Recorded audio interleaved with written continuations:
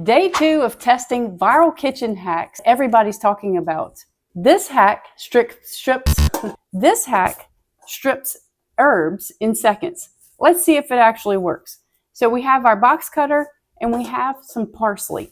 So what we're going to do is we're going to put the parsley right inside of the holes that's on the box cutter.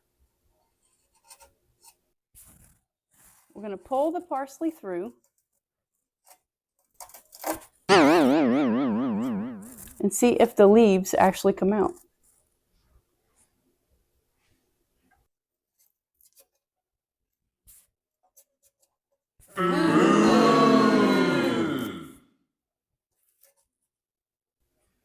This one might be actually more trouble than it's worth, so I'm going to rate this one as a not keeper for me.